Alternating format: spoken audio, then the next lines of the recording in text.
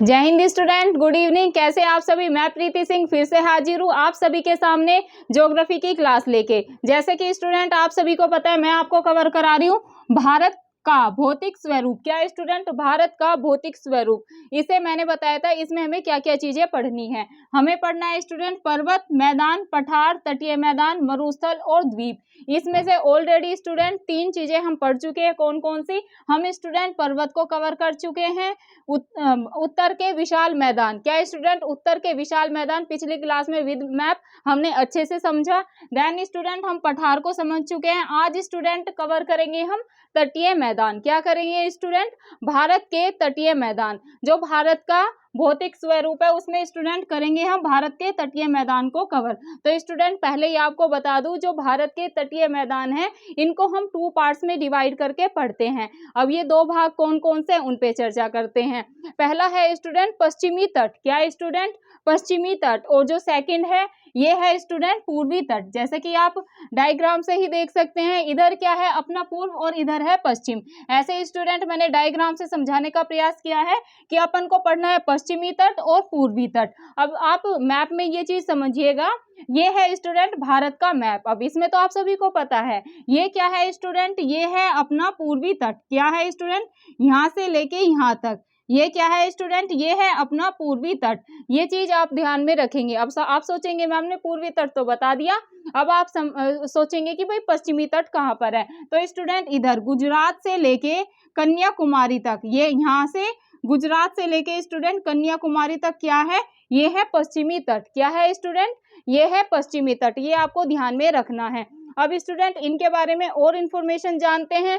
अब बात करते हैं स्टूडेंट पश्चिमी तट, जहां से कि स्टेट लेवल पीसीएस में स्टूडेंट क्वेश्चन बनता ही बनता है। ये टॉपिक स्टूडेंट आपको अंत तक देखना है और बिल्कुल भी क्लास को क्या स्किप नहीं करना है। ये टॉपिक बहुत ज्यादा महत्वपूर्ण है। अगर आपने अपने स्टेट लेवल पीसीएस के क्वेश्चन सॉल्व करे हैं तो आपने देखा होगा पश्चिमी तट का पूछ लेते हैं कि भाई ये कहां से कहां तक है। तो आप सभी को मैंने अभी बताया कि भाई गुजरात से लेके कन्याकुमारी तक क्या है?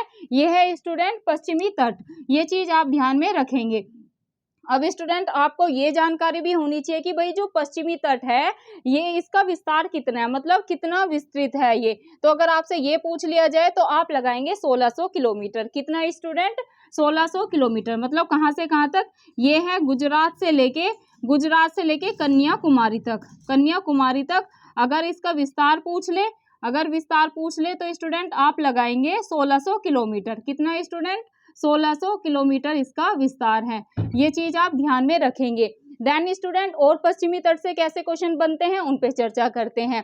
आपसे ये पूछ लेते हैं कि भाई सर्वाधिक वर्षा कहाँ पर होती है, पूर्वी तट पर होती है या पश्चिमी तट पर। अगर आपसे क्वेश्चन में ये पूछ लिया जाए कि भाई सबसे ज्यादा सर्वाधिक वर्षा आ जाए या सबसे ज्यादा वर्षा कहाँ पर होती है, पश्चिमी तट पर होती है या फिर पूर्वी तट पर होती है, तो स्टूडेंट आप लगाएंगे सर्वाधिक वर्षा होती है पश्चिमी तट पर। कहां पर होती है? पश्चिमी तट पर। अब जब स्टूडेंट यहाँ पर सर्वाधिक वर्षा होती है तो सबसे ज्यादा सर्वाधिक जैव विविधता भी स्टूडेंट यहीं पाई जाती है। तो आपको ध्यान में रखना है, अगर पश्चिमी तट की आपसे खासियत पूछ ली जाए ना कि भाई पश्चिमी तट की खासियत बताओ क्या है, तो आप बता देना कि भाई सबसे ज्यादा वर्षा पश्चिमी तट पर ही होती है। और सबसे ज्यादा वर्षा पश्चिमी तट पर होती है तो स्टूडेंट यहाँ पर जैव विविधता भी सर्वाधिक मिलती है। अगर आपसे ये क्वेश्चन पूछ लिया जाए कि भाई सर्वाधिक जैव विविधता कहाँ पर पाई जाती है, पूर्वी तट पर या पश्चिमी तट पर, तो स्टूडेंट हमेशा आप आंसर लगा के आएंगे पश्चिमी तट पर। यहाँ से student state level UP PCS में क्वेश्चन बना था कि सर्वाधिक जैव विविधता पाई जाती है पूर्वी तट पर, पश्चिमी तट पर, तो आप लगाएंगे कि भाई सर्वाधिक जैव विविधता मतलब कि बायोडाइवर्सिटी कहाँ पर पाई जाती है, तो आप लगाएंगे पश्चिमी तट पर, मतलब कि यहाँ पर पाई जाती है। अब स्टूडेंट जो हमारा पश्चिमी तट है इसे हम 3 भागों में विभाजित करके पढ़ते हैं। कैसे स्टूडेंट? जो पश्चिमी तट है, जो भारत का पश्चिमी तट है, इसको 3 भागों में डिवाइड करके पढ़ा जाता है। अब ये 3 भाग स्टूडेंट ये भी काफी महत्वपूर्ण है, यहाँ से भी स्टेट लेवल पीसीएस में क्वेश्चन काफी बने हैं। ये कैसे पूछते हैं भाई, 3 भागों में अगर आपसे पूछ लिया जाए कि भाई जो पश्चिमी तट है इसको कितने भागों में विभाजित किया गया है, तो आप सिंपल सा आंसर लगा देना 3। अगर ऑप्शन में दिया भाई 2 भागों में विभाजित किया गया है, 3 में किया गया, 5 में किया गया है या फिर 4 में किया गया है, तो स्टूडेंट आप आंसर लगा के आएंगे कि भाई जो पश्चिमी तट है, जो भारत का पश्चिमी तट है, उसको 3 भागों में विभाजित किया गया। अब ये 3 भाग कौन-कौन से हैं उनको जानते हैं। चलो तो फिर इनको भी मैप के थ्रू समझने का प्रयास करते हैं। पहला स्टूडेंट है, जो पहला भाग है वो है गुजरात से गोवा। क्या है स्टूडेंट? गुजरात से गोवा। एग्जाम में कैसे क्वेश्चन बनते हैं? ऐसे बनते हैं भाई, गुजरात से गोवा का जो तट है उसको किस नाम से जाना जाता है? ये है स्टूडेंट अपना गुजरात। ये क्या है स्टूडेंट?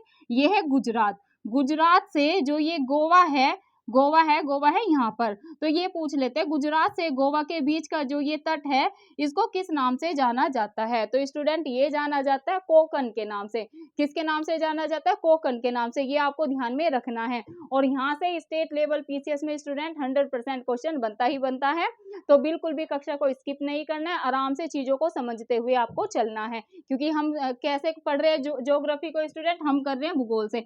अगर आप वैसे भी भूल जाएंगे ना कि भाई हमें तो याद नहीं, मैडम ने बताया तो था कि भाई 3 भागों में विभाजित है अपना पश्चिमी तट, लेकिन अपने को ध्यान नहीं आ रहा कि भाई जो गुजरात से गोवा है उसको क्या कहते हैं। तो आप एक बार मैप को रिमाइंड करना कि भाई मैडम ने क्या बताया था, कहाँ से कहाँ तक जो गुजरात से जैसे गोवा है उसके बीच को क्या कहते हैं। तो आप ध्यान में रखेंगे जो ये गुजरात है और ये गोवा है, ये जो इसके बीच का तट है इसको कहते हैं स्टूडेंट कोंकण तट। क्या कहते हैं? कोंकण तट। ये चीज आप ध्यान में रखेंगे। अब एक चीज तो आपको ध्यान में हो गई पश्चिमी तट की। सेकंड भाग पे मूव करते हैं स्टूडेंट।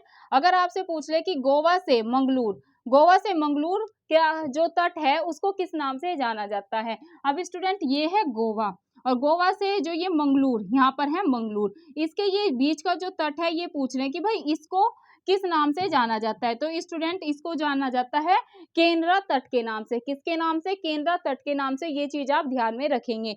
मूव करते हैं स्टूडेंट थर्ड भाग पर, जो की है मंगलुरु से लेके कन्याकुमारी। थर्ड पार्ट बचा है, अब लास्ट का पार्ट है ये, तो आप ध्यान में रखेंगे मंगलुरु से कन्याकुमारी तक का स्टूडेंट जो ये पार्ट है बीच का, इसको जाना जाता है मालाबार तट के नाम से। किसके नाम से? मालाबार तट के नाम से। और स्टूडेंट ये मालाबार तट से स्टेट लेवल पीसीएस मतलब कि यूपी पीसीएस में क्वेश्चन पूछा गया था, तो इसलिए मैं कह रही हूँ कि भाई ये टॉपिक काफी महत्वपूर्ण है।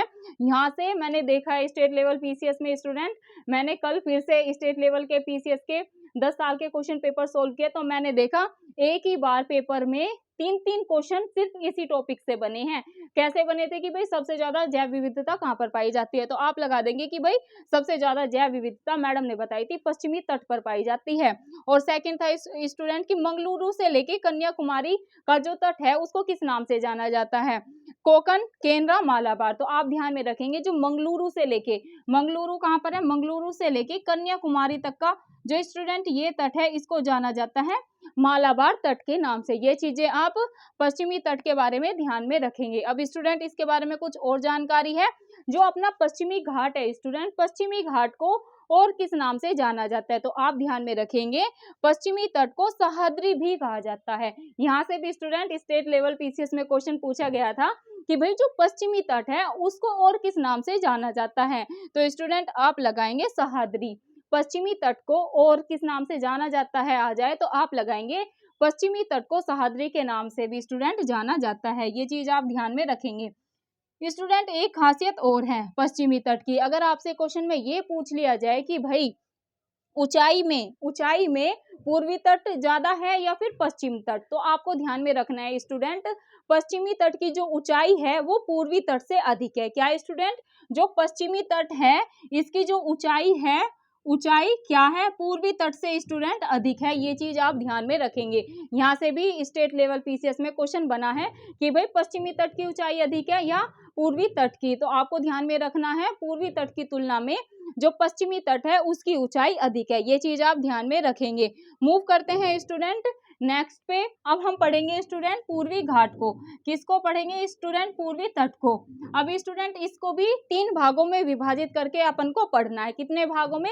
जैसे हमने पश्चिमी तट को 3 भागों में विभाजित करके समझा, ऐसे ही हम समझेंगे पूर्वी तट को 3 भागों में विभाजित करके। अब इसके 3 पार्ट्स कौन कौन से हैं, चलो उन पे चर्चा करते हैं। पहला है स्टूडेंट कन्याकुमारी से कृष्णा। जो ये स्टूडेंट कन्याकुमारी से कृष्णा के ऐसे पूछते हैं क्वेश्चन, कन्याकुमारी से कृष्णा के बीच के तट को क्या कहा जाता है, तो ये कहा जाता है कोरोमंडल तट।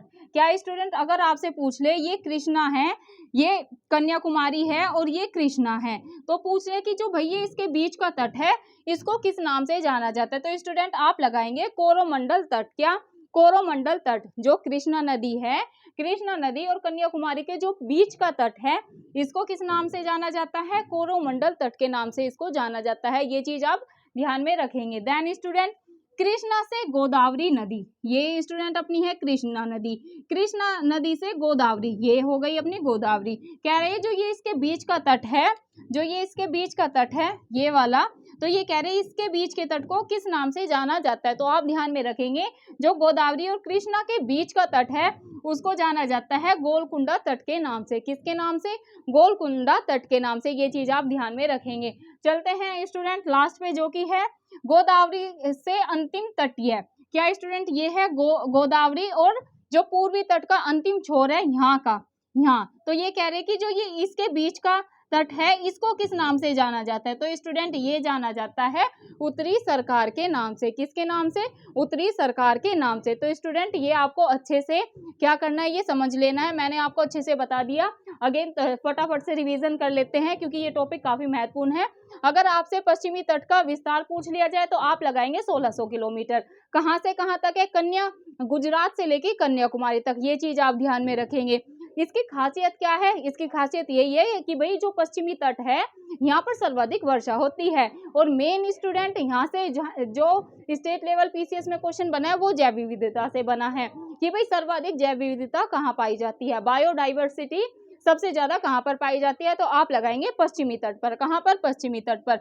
इसको हमने 3 भागों में विभाजित करके समझा। गुजरात से गोवा को कहा जाता है कोकण, गोवा से मंगलुरु का जो बीच का पार्ट है उसको कहा जाता है स्टूडेंट केंद्रा, मंगलुरु से कन्याकुमारी को कहा जाता है मालाबार। और अगर यहाँ से क्वेश्चन बन जाए कि भाई जो पश्चिमी तट है उसको और किस नाम से जाना जाता है, तो आप लगाएंगे सहाद्री, सहाद्री के नाम से इसको जाना जाता है। ये चीज आप ध्यान में रखेंगे। देन स्टूडेंट अगर खासियत पूछ ले कि भाई और पश्चिमी तट की खासियत क्या है, तो आप बताएंगे कि भाई जो पश्चिमी तट है ना वो पूर्वी तट से ऊंचा है, ऊंचाई में अधिक है। ये चीज आप ध्यान में रखेंगे। अभी स्टूडेंट एक इन्फॉर्मेशन जो कि काफी महत्वपूर्ण है और जहां से क्वेश्चन बने हैं वो आपको बताने जा रही हूँ। यहाँ से क्वेश्चन बनते हैं कि भाई जहां पर पूर्वी तट और पश्चिमी घाट मिलते हैं, या ऐसे आ जाए जहां पर पूर्वी तट और पश्चिमी तट मिलते हैं उसको क्या कहते हैं, या घुमा फिरा के ऐसे आ जाए कि भाई जहां पर पूर्वी और पश्चिमी घाट मिलते हैं उसको किस नाम से जाना जाता है, या कहां पर ये मिलते हैं, तो आप ध्यान में रखेंगे नीलगिरी पहाड़ी। क्या स्टूडेंट, पूर्वी और पश्चिमी घाट मिलते हैं नीलगिरी पहाड़ी पर। ये चीज आप ध्यान में रखेंगे। अब स्टूडेंट नीलगिरी पहाड़ी की अगर आपसे सबसे ऊंची चोटी पूछ लिया जाए तो आप लगाएंगे दोड़ा बेटा। क्या स्टूडेंट, नीलगिरी पहाड़ी की सबसे ऊंची चोटी। ये स्टूडेंट इस पर आप 3 स्टार लगा ले। स्टेट लेवल पीसीएस में यहाँ से क्वेश्चन बना था कि भाई नीलगिरी पहाड़ी की सबसे ऊंची चोटी का नाम बताइए, तो आपको लगाना है दोड़ा बेटा। क्या स्टूडेंट, दोड़ा बेटा। और स्टूडेंट यही दोड़ा बेटा अगर इसकी ऊंचाई पूछ ली जाए तो 2637 मीटर कितनी है। अगर आपसे दोड़ा बेटा की ऊंचाई पूछ ली जाए तो आप लगाएंगे 2637 मीटर। अगर स्टूडेंट एक चीज और आप में ध्यान में रखिए, दक्षिण भारत की सेकंड सबसे ऊंची चोटी अगर आपसे पूछ ली जाए तो भी आप क्या लगाएंगे, आप लगाएंगे दोड़ा बेटा। ये स्टूडेंट ये काफी महत्वपूर्ण क्वेश्चन है जो कि मैंने आपको बता दिया कि पश्चिमी तट से कैसे बनते हैं पूर्वी तट। थोड़ी जल्दी से अपना पूर्वी तट की भी रिवीजन कर लेते हैं। जैसे कि मैंने आपको समझाया, जैसे पश्चिमी तट को 3 भागों में विभाजित करके पढ़ा, ऐसे स्टूडेंट पूर्वी घाट को भी 3 भागों में विभाजित करके हम पढ़ते हैं। कैसे, कन्याकुमारी से कृष्णा का जो बीच का तट है उसको कहते हैं कोरोमंडल तट। कृष्णा से गोदावरी नदी के जो बीच का तट है उसको कहते हैं गोलकुंडा तट। जो गोदावरी से अंतिम तटीय छोर है, मतलब कि ये है गोदावरी और ये है अंतिम तटीय छोर, इसको किस नाम से जाना जाता है? इसको जाना जाता है उत्तरी सरकार के नाम से। तो स्टूडेंट ये थी आज की अपनी ज्योग्राफी की क्लास, जिसमें हमने कवर करा तटीय मैदान। कल की क्लास में करेंगे हम स्टूडेंट मरुस्थल को कवर। तो गुड नाइट स्टूडेंट, ये थी आज की क्लास। आपको क्लास अच्छी लगे तो कक्षा को लाइक कर देना। रिक्वेस्ट यही है, प्लीज स्टूडेंट मेरी एजुकेशन की वीडियो को ज़्यादा से ज़्यादा शेयर करें। अगर आपने अपने चैनल ईपीएस बाई प्रीति सिंह को सब्सक्राइब नहीं कर रखा है तो प्लीज सब्सक्राइब कर ले। जो ऑल बेल आइकन होता है उसको दबा ले। उससे क्या होता है स्टूडेंट, जब भी मैं अपनी वीडियो शूट करके डालूंगी, कभी भी डालूं, दिन में डालूं, रात को डालूं, जब भी मुझे टाइम मिलता है, तो स्टूडेंट सबसे पहले नोटिफिकेशन आपके पास जाएगा। और आपको क्या करना है, ज्योग्राफी में तो खासकर पेन पेपर लेकर बैठना है और अपनी तैयारी को स्टूडेंट ऐसे ही आगे बढ़ाना है और ज़्यादा से ज़्यादा ज्योग्राफी में मैप के थ्रू समझने का प्रयास करना है। धन्यवाद स्टूडेंट, शुभ रात्रि, मिलते हैं कल की क्लास में। जय हिंद, जय भारत।